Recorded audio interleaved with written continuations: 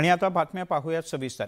महाविकास आघाडी मोठ्या धर्मसंकटात सापडली आहे, कारण स्वातंत्र्यवीर सावरकरांच्या अपमान नाट्याच्या मुद्द्यावरून उद्धव ठाकरे काँग्रेसचा हात सोडणार का असा प्रश्न आता विचारला जाऊ लागलाय। उद्धव ठाकरे यांनी खडे बोल सुनावल्यानंतर संजय राऊत यांनी आता थेट राहुल गांधी यांची भेट घेणार असल्याचं जाहीर केलंय।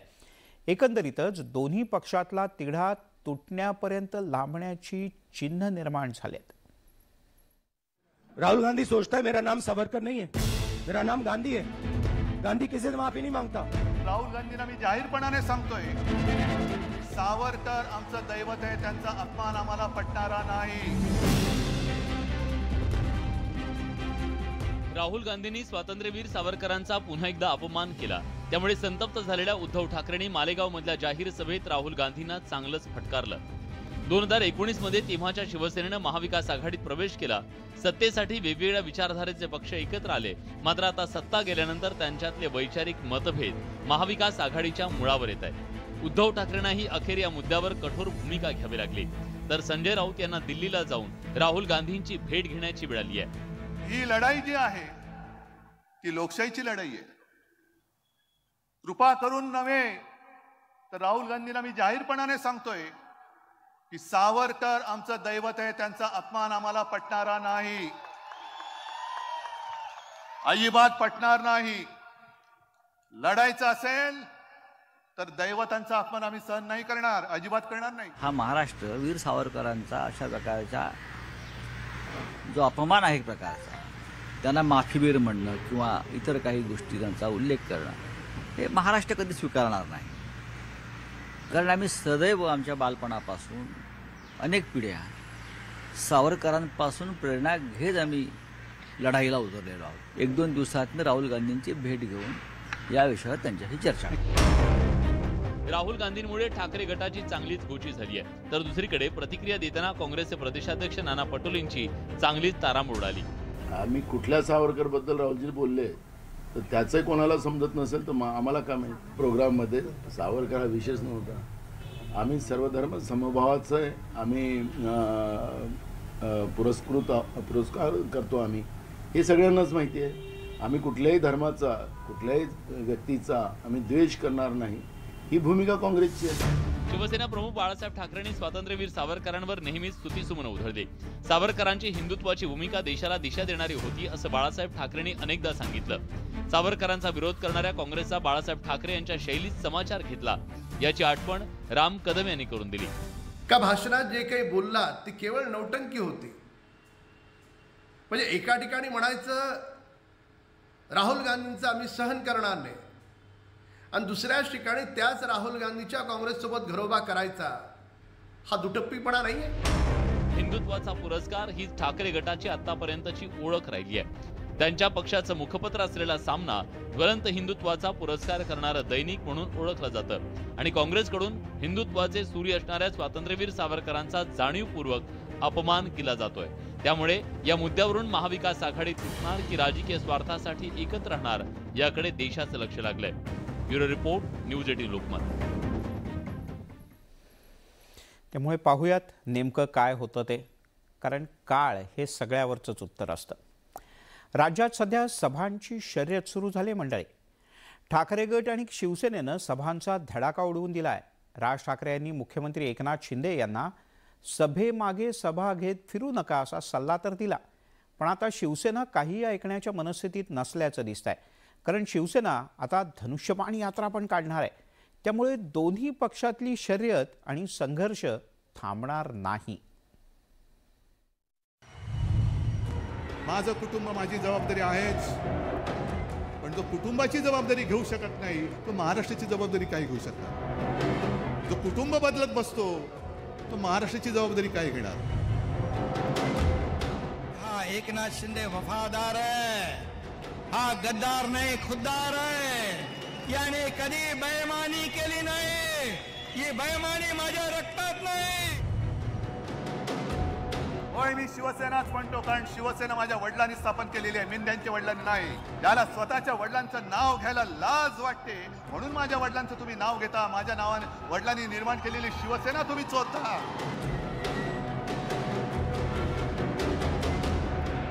उद्धव ठाकरेंची आता छत्रपती संभाजीनगरमध्ये सभा होणार आहे. खेड आणि मालेगाव नंतर आता छत्रपती संभाजीनगरमध्ये होणारी ही त्यांची तिसरी सभा असेल. खेडच्या सभेनंतर मुख्यमंत्री एकनाथ शिंदेंनी त्याच मैदानात सभा घेत उद्धव ठाकरेंना उत्तर दिलं होतं. आता 2 एप्रिलला उद्धव ठाकरे छत्रपती संभाजीनगरमध्ये सभा घेत आहेत. या सभेनंतर एकाच आठवड्यात शिवसेना संभाजीनगरमधून धनुष्यबाण यात्रा सुरू करेल. अयोध्येला धनुष्यबाण नेल्यानंतर तो संभाजीनगरमधून यात्रा काढून सर्वसामान्यांपर्यंत पोहोचवला जाणार आहे. संभाजीनगरमधून शिवधनुष्य यात्रेची ही सुरुवात होणार आहे. ही यात्रा फक्त शिवधनुष्य म्हणून नाही, तर त्याबरोबर लोकांचे असलेले प्रश्न, लोकांना सरकार काय देतं किंवा सरकारकडून लोकांच्या अपेक्षा काय आहेत हे जाणून घेण्याचा प्रयत्न आता आरोग्य शिबिर असेल किंवा इतर कार्यक्रम असेल त्याला लागून होणार आहे. म्हणून राजकीय प्रोग्राम न राहता याला सामाजिक टच द्यायचं काम शिंदेसाहेब करतात. धनुष्यबाण यात्रा ही राजकीय नव्हे तर सामाजिक यात्रा असेल अशी माहिती संजय शिरसाट यांनी दिली आहे. मात्र उद्धव ठाकरेंच्या सभेनंतर काढण्यात येणाऱ्या या यात्रेचं टायमिंग बरंच काही सांगून जातं.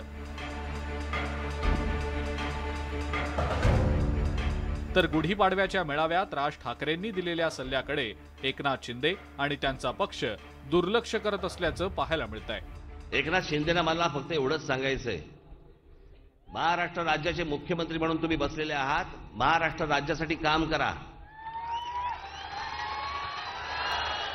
उद्धव ठाकरे जिकडे सभा घेतात त्याच्या मागून जाऊन सभा घेत बसू नका. ह्यांनी वरळीला घेतली, ह्यांनी वरळीला घेतली, ह्यांनी खेडला घेतली, ह्यांनी खेडला घेतली, गुंतवून ठेवतील. महाराष्ट्राचं काय? ठाकरे गट आणि शिवसेना या दोन्ही पक्षांना त्यांचाच पक्ष अस्सल आहे हे मतदारांना पटवून द्यायचंय. त्यामुळं या दोन्ही पक्षांनी आता सभांचा सपाटा सुरू केलाय आणि राज ठाकरेंच्या सल्ल्यानंतरही या दोन्ही पक्षांमधली शर्यत थांबणार नसल्याचं स्पष्ट होतंय. Bureau report, news 18 Lokmat.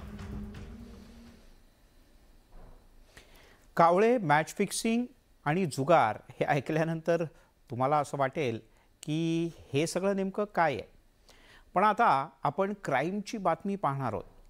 पण नाही, ही बातमी राजकारणाची मंडळी. कारण खासदार संजय राऊत यांनी मनसेवर टीका करताना वरच्या 3 शब्दांची संपदा वापरले. मालेगावमधल्या सभेला मनसेनं मॅच फिक्सिंगची उपमा दिल्यानंतर संजय राऊत यांनी जोरदार राजकीय बॅटिंग केली. पिसं गेलेले कावळे आहेत. तुमचं जे सध्या मॅच फिक्सिंग महाराष्ट्रात सुरू आहे, तुमचा जो जुगार सुरू आहे. जुगार आणि कावळ्याचा आवाज यांचा तसा काहीही संबंध नाही. पण खासदार संजय राऊतांनी जुगार, मॅच फिक्सिंग आणि कावळ्यांना एकाच माळेत गुंफण्याची कामगिरी केली आहे. अर्थात हे कष्ट त्यांनी मनसेसाठी घेतलेत. आता तुम्ही म्हणाल संजय राऊत इतके का चिडले, तर त्याचं झालं असं की मनसेचे नेते संदीप देशपांडेंनी उद्धव ठाकरेंच्या मालेगाव मधल्या सभेवरून ठाकरे गटाला चांगलंच डिवचलं. फक्त सामना दाखवले लिहिणार आणि घरीच बसून अंडी उभवणार, करणार काय तुम्ही? याचं उत्तर कुठेही नाही. आपलं बोलाची कडी, बोलाचा वाद. हे म्हणणार अपमान सहन करणार नाही, ते तिथे अपमान करत राहणार. तुम्ही त्याच्यावर कारवाई काय करणार? तुम्ही त्याच्यावर ऍक्शन काय घेणार? हे सगळं मॅच फिक्सिंग आहे. मालेगावमध्ये उद्धव ठाकरेंचं भाषण सुरू होतं त्यावेळेला मुख्यमंत्री एकनाथ शिंदे आणि मनसे अध्यक्ष राज ठाकरे यांची भेट सुरू होती. परिणामी सभेवरचा फोकस या नेत्यांच्या भेटीवर केंद्रित झाला होता आणि त्यामुळेही ठाकरे गटाचा संताप झाला. त्यातच मालेगावच्या सभेची मॅच फिक्सिंगशी तुलना केल्यानं संजय राऊतांनी 2 पाऊल पुढे टाकत मनसेवर जोरदार पलटवार केलाय. पक्ष म्हणजे ते पक्ष आहेत का? पिसं गेलेले कावळे आहेत ते. त्यांच्यावर तुम्ही काय लक्ष देताय? आमचा पक्ष आम्हाला माहिती आहे ना. काल आपण आमचा पक्ष काय आहे तो मालेगावच्या त्या विराट सभेनं पाहिलेला आहे. त्याच्यामुळे आम्हाला कोणी पक्ष काय मॅच फिक्सिंग वगैरे, तुमचं जे सध्या मॅच फिक्सिंग महाराष्ट्रात सुरू आहे ते चालू ठेवा. तुमचा जो जुगार सुरू आहे तो चालू ठेवा. लोक उधळतील. राज ठाकरे आणि मुख्यमंत्री एकनाथ शिंदे यांची वाढती जवळीक पाहून ठाकरे गटाची पोटदुखी सुरू झाली आहे. राजकारणामध्ये नेते वेगवेगळ्या पक्षातल्या नेत्यांच्या भेटी घेतच असतात। पक्षाचा विस्तार करण्यासाठी सभा घेतात, दौरे देखील काढत असतात, पण त्याला जुगार म्हणणं चुकीचं आहे। तसंच आता नेत्यांना राजकारण करताना आरोप कमी पडायला लागले की काय, म्हणून आता यामध्ये कावळ्यांनाही नाहक ओढण्यात आलेला आहे। Bureau report, news 18 Lokmat. आमचं ठरलंय हा राजकारणाचा कोल्हापूर पॅटर्न 3 वर्षांपूर्वी राज्यात चांगलाच गाजला होता। आता आमचं ठरलंयचा पार्ट 2 सुरू झालाय मंडळी।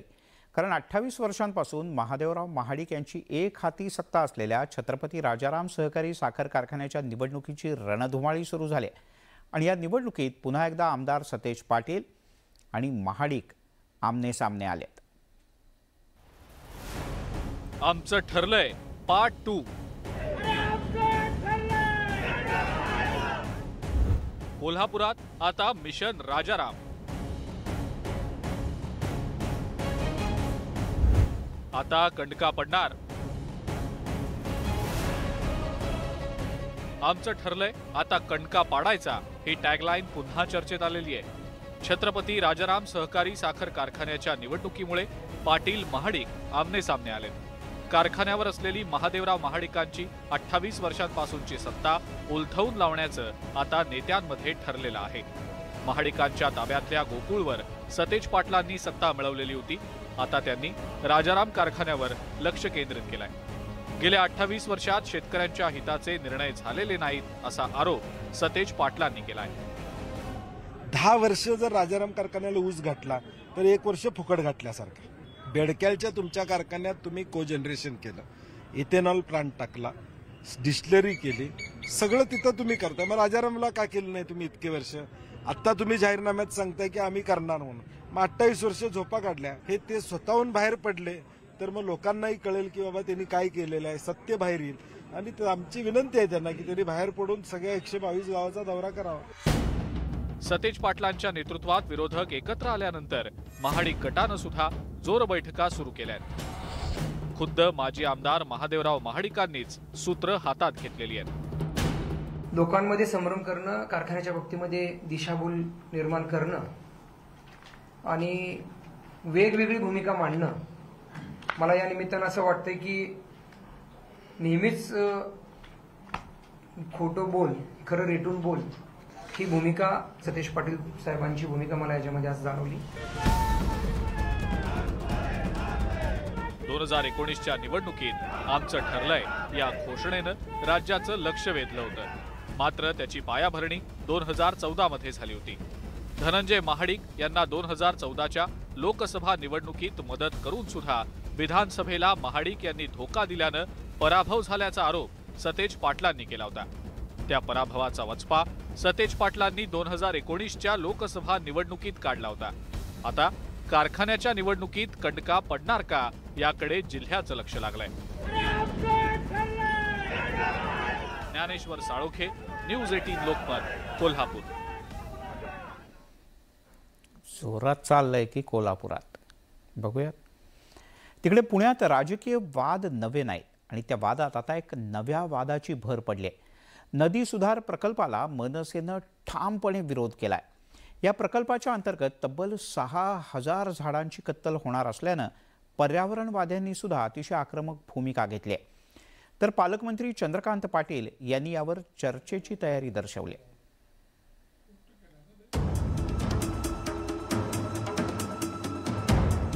मुळामुठेच्या काठावर आता नवा संघर्ष सुरू झालाय।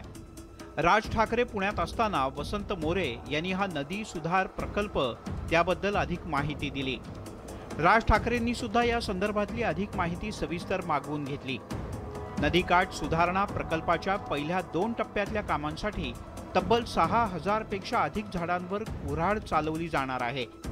प्रकल्पाच्या उभारणीत अडथळा ठरणारी 3249 झाडं पूर्णपणे काढली जाणार आहेत। तर 2813 वृक्षांचं पुनर्रोपण करण्याचा प्रस्ताव महापालिका प्रशासनानं वृक्ष संवर्धन समितीसमोर मंजुरीसाठी ठेवलाय। झाडांच्या या कत्तलीमुळे या प्रकल्पाला सामाजिक कार्यकर्त्यांनी आधीच विरोध केलाय, तर आता मनसेनं सुद्धा विरोधाचा सूर आळवला आहे। पुणे शहरातील नदी सुधार प्रकल्पाअंतर्गत जी 6000 झाडं तोडली जाणार आहेत त्याच्यामध्ये आमचे पर्यावरण सेनेचे शहराध्यक्ष नितीन जगताप यांच्या माध्यमातून जी माहिती आम्ही निवेदन मान्य आयुक्तांना दिलं आहे त्या संदर्भामध्ये सुद्धा राजसाहेबांना मी आता त्या झाडांच्या बाबतीमध्ये सांगितलं की 6000 झाडांची कत्तल होणार आहे. तर त्याच्यामध्ये आम्ही मुख्यमंत्री उपमुख्यमंत्री या सर्वांना मेलसुद्धा केला आणि त्याच्यातनं त्यांच्याकडनं रिप्लायसुद्धा येतोय. प्रकल्पाला होत असलेल्या विरोधाची सरकारनं दखल घेतली आहे. या संदर्भात बैठक घेऊन लवकरच तोडगा काढू असं आश्वासन पालकमंत्र्यांनी दिलंय. उद्याच मी एकूण महानगरपालिकेशी जोडलेल्या आणि प्रामुख्याने अशा मोठ्या प्रोजेक्टच्या आढाव्यांच्या दृष्टीने जवळजवळ 6 बैठका लावल्या आहेत. त्यात मेट्रो आहे, त्याच्यामध्ये हा नदीच्या काठावरचा जो सुशोभीकरणाचा प्रोजेक्ट आहे. त्या बैठकीच्या वेळेला मी तुम्ही म्हटलेल्या माहितीच्या आधारे आढावा घेतो.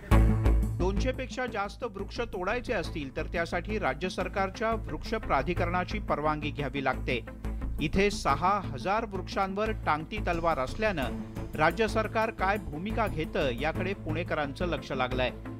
व्हिडिओ जर्नलिस्ट सचिन हंचाटेसह वैभव सोनवणे, न्यूज 18 लोकमत, पुणे. रविवारी राज्याचे मुख्यमंत्री एकनाथ शिंदे यांनी महाराष्ट्र नवनिर्माण सेनेचे अध्यक्ष राज ठाकरे यांची भेट घेतली. मात्र यावरून सत्ताधारी आणि शिवसेना उद्धव बाळासाहेब ठाकरे या पक्षामध्ये राजकीय सामना रंगलाय. खासदार संजय राऊत यांनी जोरदार टीका तर केलीच, सत्ताधाऱ्यांनी त्याला पलटवार करूनही तेवढं जोरदार उत्तरही दिलंय. रविवारी मुख्यमंत्री एकनाथ शिंदेनी मनसे अध्यक्ष राज ठाकरेंची भेट घेतली. या भेटीमुळे राजकीय वर्तुळात चर्चांना उधाण आलं. मात्र भेटी दरम्यान कोणतीही राजकीय चर्चा झाल्या नसल्याचा दावा मुख्यमंत्र्यांनी केलाय. पण आता यावरून शिवसेना उद्धव बाळासाहेब ठाकरे आणि महाराष्ट्र नवनिर्माण सेनेत वाकयुद्ध रंगलंय. खासदार संजय राऊतांनी ठाकरे शिंदे भेटीवर खोचक टीका केली आहे. सदू आणि मधू भेटले, बालभारती धडा होता आम्हाला सदू आणि मधू भेटल्याचा. भेटले असतील, भेटू द्या ना. जुने मित्र असतील ते, किंवा नव्यानं प्रेम उफाळून आलं असेल कोणाचं. काल महाराष्ट्रात मालेगावाची विराट सभा झाली, त्यानंतर त्यांच्या भावना उचंबळून आल्या असतील, एकमेकाच्या अश्रू पुसायला गेले असतील. राऊतांनी मनसेला डिवचल्यानंतर मनसेनेही राऊतांच्या टीकेला जोरदार उत्तर दिलंय. काल परवाकडे त्यांचं लोकसभेचं जे नेतेपद गेल्यामुळे ते परत वैफल्यग्रस्त झालेले आहेत. माझ्या मते डोकं त्यांचं काम करत नाहीये. राहिला प्रश्न सभेचा, तर कुठेही सभा घेऊ देत यांचा पक्ष. शेवटी एकमेकांची उणी धुणी काढणं याच्या पलीकडे यांना काहीच येत नाही. अजून त्या पक्षाचं, त्या संजय राऊतांच्या पक्षाचं कर्तृत्व सिद्ध व्हायचंय, एवढंच फक्त संजय राऊतांनी लक्षात ठेवावं. मनसेप्रमाणेच सत्ताधारी भाजप शिवसेनेनंही राऊतांवर टीकेची झोड उठवली आहे. तर राऊतांवर टीका करताना शिवसेना आमदार संजय शिरसाटांची जीभ घसरली आहे. इतरांना भेटला त्यांचे पोट सुळे उठतो. तुमच्यासारखे तर नाहीत ना ते. सकाळी भोंग्यासारखं कुत्र्यासारखं भोकायचं आणि चालू द्यायचं आपलं दिवसभराची दुकानदारी. दिसलो का नाही मी टीव्हीवर, दिसलो का नाही मी टीव्हीवर. तो माणूस एकदाच बोलतो, पण लाखातला एकच शब्द बोलतो, सगळ्याची हवा टाईट होऊन जाते. मूर्खाच्या नंदनात वावरणारा हा संजय राऊत आहे, म्हणून त्याच्यावर एवढं लक्ष देऊ नये. राज्यातील सत्तांतरानंतर राज ठाकरेंची सत्ताधाऱ्यांशी जवळीक वाटल्याचं पाहायला मिळतंय. मुख्यमंत्री पदाची सूत्र हाती घेतल्यानंतर शिंदेनी राज ठाकरेंची भेट घेतली होती. तसंच गणेशोत्सवात मुख्यमंत्री एकनाथ शिंदेनी राज ठाकरेंच्या घरी जाऊन गणपतीचं दर्शन घेतलं होतं. दिवाळी शिवाजी पार्क परिसरात मनसेनं आयोजित केलेल्या रोषणाईचं उद्घाटन मुख्यमंत्री एकनाथ शिंदेंच्या हस्ते करण्यात आलं. रविवारी मुख्यमंत्र्यांनी राज ठाकरेंच्या निवासस्थानी जाऊन भेट घेतल्यानं पुन्हा एकदा राजकीय चर्चांना उत आलाय. Bureau report, news 18 Lokmat. तिकडे उद्धव ठाकरे यांनी मालेगावच्या सभेत शिवसेना आमदार सुहास कांदे यांच्यावर सडकून टीका केली होती. त्यावर आता स्वतः सुहास कांदे यांनी जोरदार प्रतिहल्ला केलाय. कांद्यावरून सुरू झालेली टीका खोक्यांवर जाऊन पोहोचले आणि त्यामुळे पुन्हा एकदा खोके चर्चेत आलेत. रविवारी उद्धव ठाकरेंनी मालेगावच्या जाहीर सभेत शिवसेनेचे आमदार सुहास कांदेंवर जोरदार घणाघाती टीका केली होती. शिवसेनेतल्या फुटीनंतर सुहास कांदेंनी उद्धव ठाकरेंची साथ सोडली आहे. त्यामुळे मालेगावच्या सभेत सुहास कांदे उद्धव ठाकरेंच्या निशाण्यावर होते. कांद्यांना भाव मिळत नसल्यामुळे शेतकरी हवालदिल झालाय आणि तोच धागा पकडून उद्धव ठाकरेंनी सुहास कांदेंवर खरपूस टीका केली. तुम्ही काय म्हणता, कांद्याला भाव मिळाला नाही? मी म्हणतो कांद्याला भाव मिळाला. कांदा खरेदी झाली नाही? मी म्हणतो कांदा खरेदी झाली. अरे गेल्या वर्षी एका कांद्याची खरेदी नाही का झाली? किती खोक्याला एक कांदा गेला? मग एक कांदा जर का 50 खोक्याला जात असेल तर तुम्हाला किती खोके नव्हे, तुमच्या कष्टाचा आणि घामाचा पैसा मिळाला पाहिजे. मालेगावच्या सभेत उद्धव ठाकरेंनी सुहास कांदेंवर टीका करताना खोक्यांचा उल्लेख केला होता. त्या टीकेनंतर आमदार सुहास कांदेंनीही उद्धव ठाकरेंना जोरदार प्रत्युत्तर दिलंय. माझ्याकडे 10 कंपन्यांचे नाव आहे, अनेक कंपन्या आहे, पण मोठ्या 10 कंपन्यांचे नाव आहे. त्यातली एक कंपनी म्हणजे IRB आणि MEP म्हैसकरांची. म्हैसकरांच्या वडिलांपासून तर म्हैसकरांपर्यंत, दोघा भावांपर्यंत आपल्याला किती खोके आले याची जर नार्को टेस्ट जर आपण केली आणि म्हैसकरांची केली तर मला वाटतं की ती जनतेसमोर समजेल. आणि नार्को टेस्ट करावा, ती पण ओपन करावा जनतेसमोर, असे मी उद्धव साहेबांना आव्हान करतो. उद्धव ठाकरेंची टीका सुहास कांदेंच्या चांगलीच जिव्हारी लागलेली आहे. कांदेंनी ठाकरेंवर पलटवार करताना हा गौप्यस्फोट केलाय. परदेशात कोणाचे हॉटेल आहे? राजीनामा कोणी दिला? का दिला? कोणत्या अटीवर राजीनामा दिला? कोणाची चौकशी बंद होण्यासाठी, श्रीधर पाटणकरांची चौकशी बंद होण्यासाठी राजीनामा दिला का? भावनेचं राजकारण किती दिवस कराल? ह्या महाराष्ट्राला विकास हवाय. उद्धव ठाकरेंनी मालेगाव मधल्या सभेत राज्य सरकार सोबतच शिवसेनेतल्या आमदारांवर हल्लाबोल केला होता. आता त्यावरून ठाकरे विरुद्ध कांदे असं शाब्दिक युद्ध रंगल्याचं पाहायला मिळतंय. Bureau report, news 18 Lokmat. केंद्रीय मंत्री नितीन गडकरी हे नेहमीच आपल्या स्पष्ट वक्तेपणा किंवा रोखठोक स्वभावासाठी प्रसिद्ध आहेत. आणि त्यांचा रोखठोक स्वभाव लोकांना आवडतो सुद्धा, कारण त्यांचं कामसुद्धा रोखठोक असतं. खरं तर नेते मंडळी मतदार नाराज होणार नाहीत ना याची काळजी घेतात. पण नितीन गडकरींच्या निर्भीडपणाची आणि स्पष्ट वक्तेपणाची प्रचिती नागपूरकरांना आली. कशी? पाहूया. केंद्रीय रस्ते वाहतूक मंत्री नितीन गडकरी हे रोखठोक भूमिका मांडण्यासाठी प्रसिद्ध आहेत. मंच कोणताही असो, ते कोणतीही भीडभाड न बाळगता आपली मतं मांडत असतात. लोकप्रतिनिधी मतदार नाराज होणार नाही याची नेहमीच खबरदारी घेतात. तसंच निवडणुकीच्या काळात मतदारांना खुश करण्यासाठी विविध कृत्या लढवल्या जातात. मात्र गडकरींनी यावर वेगळी भूमिका घेतली आहे. जलसंवर्धनापासून तर क्लायमेट चेंजपर्यंत आणि वेस्टलँडवर होणाऱ्या प्रयोग, हे अनेक प्रयोग आहेत आणि मी जिद्दीने करतो ते. म्हणजे मी प्रेमाने करतो, नाही तर ठोकून करतो. कारण मी एकदा लोकांनाही सांगितलं, आता पुष्कळ झाला, आता मी पण निवडून आलो, लोकांना तुम्हाला पटलं तर होट द्या, नाही तर नका देऊ. मी आता फार लोणी लावायला तयार नाही म्हटलं. तुम्हाला वाटलं तर ठीक आहे, कुठे नवीन येईल. खरं मलाही आता या कामात जास्त वेळ द्यायचा आहे आणि या कामातून मला दिसतंय की भविष्य बदलू शकतं. एकीकडे निवडणुकीविषयी गडकरींनी रोखठोक भूमिका मांडली आहे, तर दुसरीकडे राजकीय नेत्यांच्या भ्रष्टाचारावरूनही कानपिचक्या दिल्यात. गेल्या 2 टर्मपासून नितीन गडकरी नागपूर लोकसभा मतदारसंघाचं प्रतिनिधित्व करतायत. 2014 मध्ये त्यांनी विलास मुत्तेमवार तर 2019 मध्ये नाना पटोलेंचा लोकसभा निवडणुकीत पराभव केला. मतदारांनी आपलं काम पाहून मतदान करावं अशी त्यांची पूर्वीपासूनची भूमिका आहे. पुन्हा एकदा त्यांनी त्याच भूमिकेचा पुनरुच्चार केलाय. खरं तर मोदी सरकारमधील धडाडीनं काम करणारे मंत्री म्हणून नितीन गडकरींची ओळख आहे. नितीन गडकरींच्या या वक्तव्यामुळे अनेकांच्या भुवया उंचावल्यात. Bureau report, news 18 Lokmat. वळूयात पुढच्या बातमीकडे. औरंगाबादचं नामांतर झालं खरं, पण त्याचा वाद काही केल्या थांबता थांबत नाहीये. कारण MIMनं या नामांतराला विरोध केला. या प्रकरणी कोर्टात धाव घेतली आणि नामांतराविषयी हरकती आणि सूचना मागवायला सुरुवात झाली. सोमवारी हरकती आणि सूचना दाखल करण्याचा अखेरचा दिवस होता. त्यामुळे विभागीय आयुक्त कार्यालयात अक्षरशः अर्जांचा पाऊस पडला.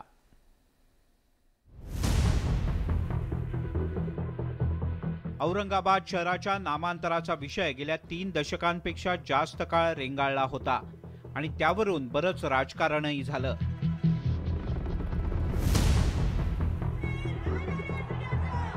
आता औरंगाबादचं छत्रपती संभाजीनगर असं नामकरण करण्यात आलं असलं तरी राजकारण काही थांबलेलं नाही. या नामांतराच्या विषयी हरकती आणि सूचना देण्यासाठी कोर्टानं दिलेली मुदत सोमवारी संपली।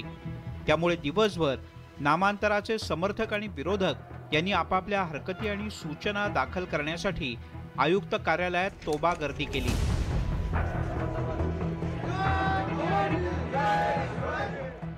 संघर्ष टाळण्यासाठी आयुक्तालयात नामांतर समर्थक आणि विरोधकांच्या सूचना स्वीकारण्याकरता स्वतंत्र कक्ष तयार करण्यात आले होते। सोमवारी एका दिवसात भाजपनं नामांतराच्या समर्थनात जवळपास 3 लाख अर्ज दाखल केले आहेत। नामांतर विरोधकांनी सुद्धा गेल्या अनेक दिवसांपासून आयुक्तालयात हरकती जमा केल्या होत्या। जो भी दूसरे लोग काम कर रहे हैं उनको ये समझना चाहिए कि आप बिन बुलाए मेहमान यहाँ पर आ गए। ये यहाँ पर गवर्नमेंट ने एक जो जीआर निकाला था, जो भी नोटिफिकेशन निकला था, वो ऑब्जेक्शन मंगाने के लिए निकला था, ये फेवर में देने के लिए नहीं निकला था। ऑलरेडी फेवर में तो आ चुका है। तो ये स्टंटबाजी इनको बोलना कि कम करो, अपना काम से काम करो और लोगों को शांति से रहने दो। दुपारी गाजावाजा करत भाजपकडून 2 जीप भरून नामांतराच्या समर्थनार्थ सूचना दाखल करण्यात आल्या। सकल हिंदू समाजाकडनं आणखीन 3-4 लाख जमा होण्याचे चिन्ह पूर्ण दिसत आहे आणि त्यामुळं निश्चितपणे एक उत्साह हिंदू जनमानसामध्ये आहे आणि तो उत्साह खऱ्या अर्थानं आज तुम्हाला दिसून येत आहे।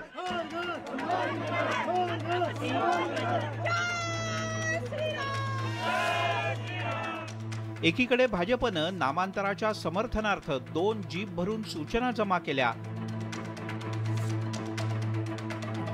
तर शिवसेना आणि हिंदू एकत्रीकरण समितीनं सुद्धा 2 छोटे टेम्पो भरून समर्थनाची कागदपत्र सादर केली। आम्ही सूचना करतोय की होय, या शहराचं नाव, या जिल्ह्याचं नाव छत्रपती संभाजीनगर पाहिजे। राजकारणाचा विषय नाही। तुम्हाला राजकारण कुठं दिसतंय का?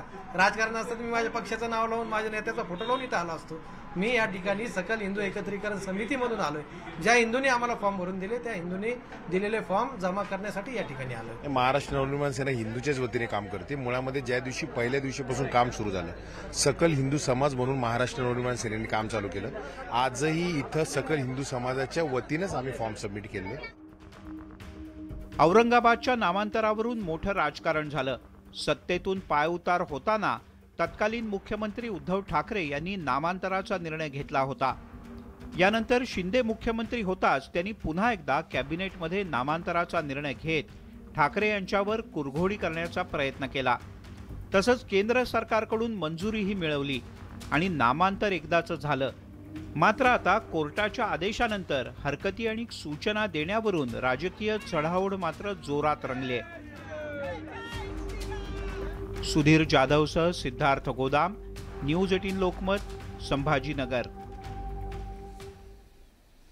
आता संभाजीनगर नंतर बातमी कोल्हापुरातली।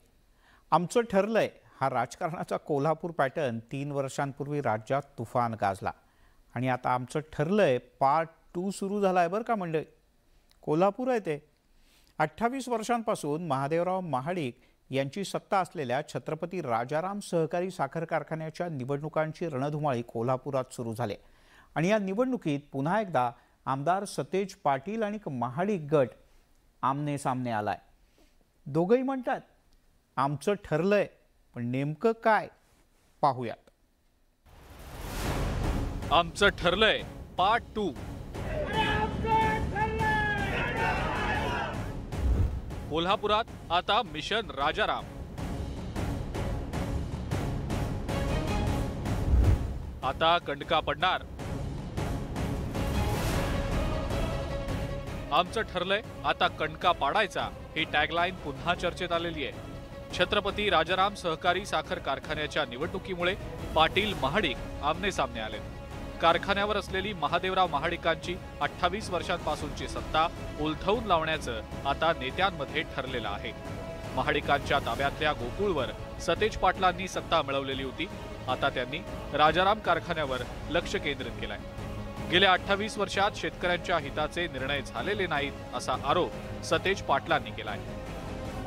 10 वर्ष जर राजाराम कारखान्याला ऊस घातला तर 1 वर्ष फुकट घातल्यासारखं। बेडक्यालच्या तुमच्या कारखान्यात तुम्ही कोजनरेशन केलं, इथेनॉल प्लांट टाकला, डिस्टिलरी केली, सगळं तिथं तुम्ही करता। मग राजारामला का केलं नाही तुम्ही इतके वर्ष? आता तुम्ही जाहीरनाम्यात सांगताय की आम्ही करणार म्हणून। मग 28 वर्ष झोपा काढल्या, हे ते स्वतःहून बाहेर पडले तर मग लोकांनाही कळेल की बाबा त्यांनी काय केलेलं आहे, सत्य बाहेर येईल.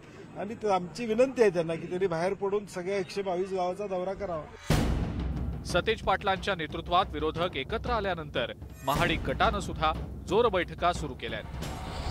खुद्द माजी आमदार महादेवराव महाडिकांनीच सूत्र हातात घेतलेली आहेत. लोकांमध्ये संभ्रम करणं, कारखान्याच्या बाबतीमध्ये दिशाभूल निर्माण करणं आणि वेगवेगळी भूमिका मांडणं, मला या निमित्तानं असं वाटतंय की नेहमीच खोटं बोल, खरं रेटून बोल, ही भूमिका सतेज पाटील साहेबांची भूमिका मला याच्यामध्ये आज जाणवली. 2019च्या निवडणुकीत आमचं ठरलंय या घोषणेनं राज्याचं लक्ष वेधलं होतं. मात्र त्याची पायाभरणी 2014 मध्ये झाली होती. धनंजय महाडिक यांना 2014च्या लोकसभा निवडणुकीत मदत करून सुद्धा विधानसभेला महाडिक यांनी धोका दिल्यानं पराभव झाल्याचा आरोप सतेज पाटलांनी केला होता. त्या पराभवाचा वचपा सतेज पाटलांनी 2019च्या लोकसभा निवडणुकीत काढला होता. आता कारखान्याच्या निवडणुकीत कंडका पडणार का याकडे जिल्ह्याचं लक्ष लागलंय. ज्ञानेश्वर साळोखे, न्यूज 18 लोकमत, कोल्हापूर. बातमी उत्तर प्रदेशातली. उत्तर प्रदेशचा बाहुबली नेता आतिक अहमदला अखेर प्रयागराजला आणण्यात आलाय. साबरमती ते प्रयागराज हा 1200 किलोमीटरचा प्रवास 24 तासात पूर्ण करण्यात आला. उमेश पाल हत्या प्रकरणी उत्तर प्रदेश पोलिसांनी आतिक अहमद भोवती कारवाईचा फास आवळला. आतिक अहमद आणि त्याच्या भावाला पोलीस उद्या कोर्टात हजर करणार आहेत.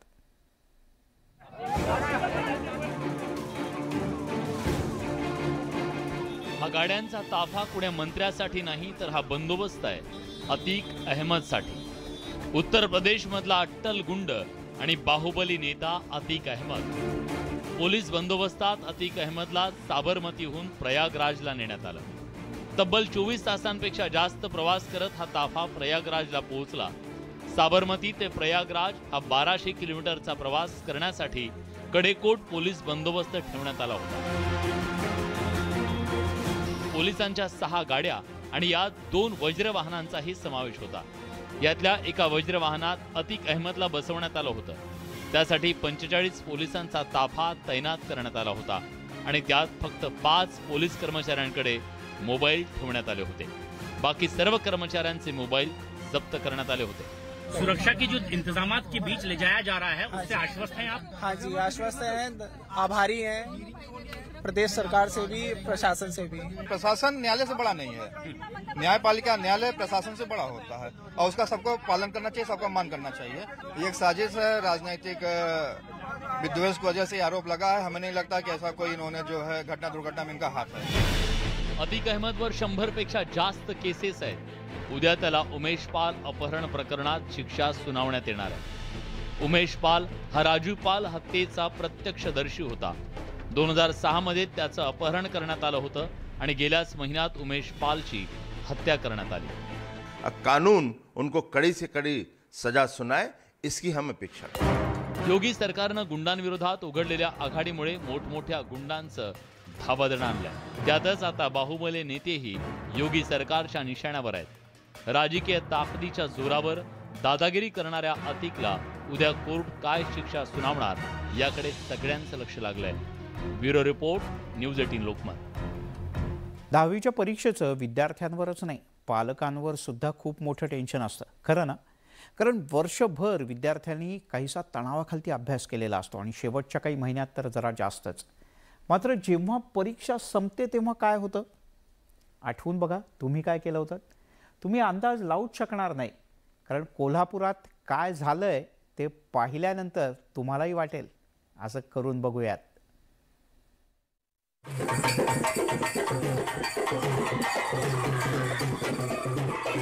हलगीचा ताल, रंगांची उधळण आणि विद्यार्थ्यांचा नाच.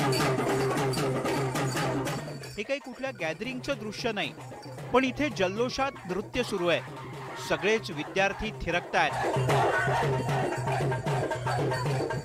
तर काहींना खांद्यावर उचलून घेण्यात आलंय, कारण 10वीची परीक्षा आता संपली. शेवटचा पेपर दिल्यानंतर विद्यार्थी परीक्षा केंद्रातून बाहेर पडले आणि अक्षरशः आनंदोत्सव सुरू झाला। कोल्हापूरमधला हा व्हिडिओ सध्या सोशल मीडियात चांगलाच व्हायरल झालाय। वर्षभर आम्ही एवढे कष्ट करून 10वीचे बोर्डाचे पेपर दिले, आज संपले ते पेपर। खूप खडतरीचा प्रवास होता या काळामध्ये आणि खूप संकटही आली या काळामध्ये।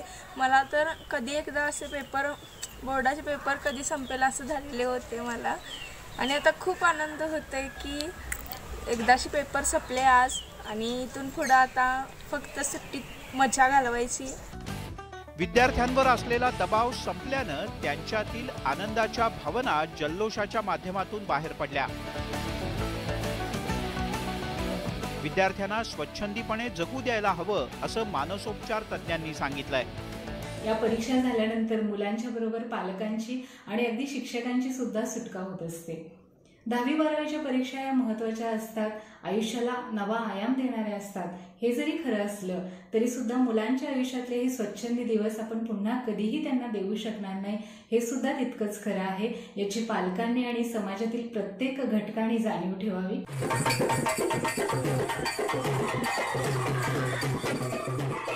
परीक्षेचा निकाल काय लागायचा तो लागेल, पण हलगीचा आवाज आणि त्यावर धरलेला ठेका विद्यार्थ्यांच्या कायम स्मरणात राहील आणि आनंदी राहण्याची प्रेरणा सुद्धा देत राहील।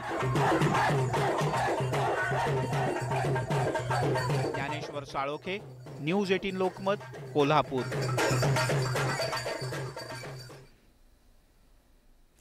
आता मुंबई पुण्याकडे सुद्धा म्हणतील वाजवा की। न्यूज 18 लोकमत विशेषमध्ये इथेच थांबूयात।